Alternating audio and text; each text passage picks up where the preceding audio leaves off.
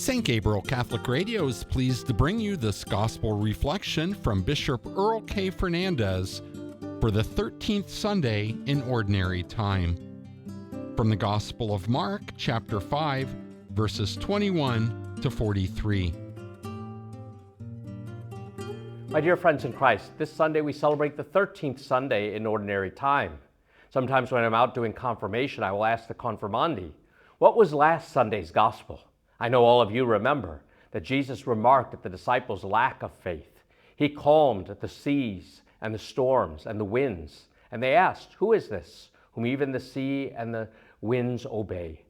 It was Jesus, the Lord. But the apostles lacked faith. In contrast, on this 13th Sunday, we see the faith of two people. There is Jairus, the synagogue official, whose daughter is ill. His daughter is at the point of death, and he comes in great need, wanting Jesus to do something for his daughter. He must have heard Jesus' reputation as a healer, as a teacher. Maybe something even more remarkable struck him, and he wanted to bring Jesus to his home. We will see at the end of the gospel how Jesus brings his daughter back from death to life. Talitha cum. People ridicule Jesus, but we see his power to save. And indeed, he will save us from an eternal death through his sacrifice at Calvary. But the story of the healing of Jairus' daughter, and we see Jairus' great faith in Jesus, is interrupted by this woman who has been hemorrhaging. The woman is hemorrhaging, and which makes her ritually impure, and therefore she cannot go up to the temple to worship God. But she thinks to herself, if I just can touch even the tassel of his garment, I know I will get better. And Jesus has the tassel of his garment touched, and he feels power flow out of him. And the woman is healed immediately. And Jesus is looking around and asking, who did this? And everybody's like, well, there's a big crowd here. Who knows who did it? But the woman comes forward, and she admits to having touched Jesus' garment.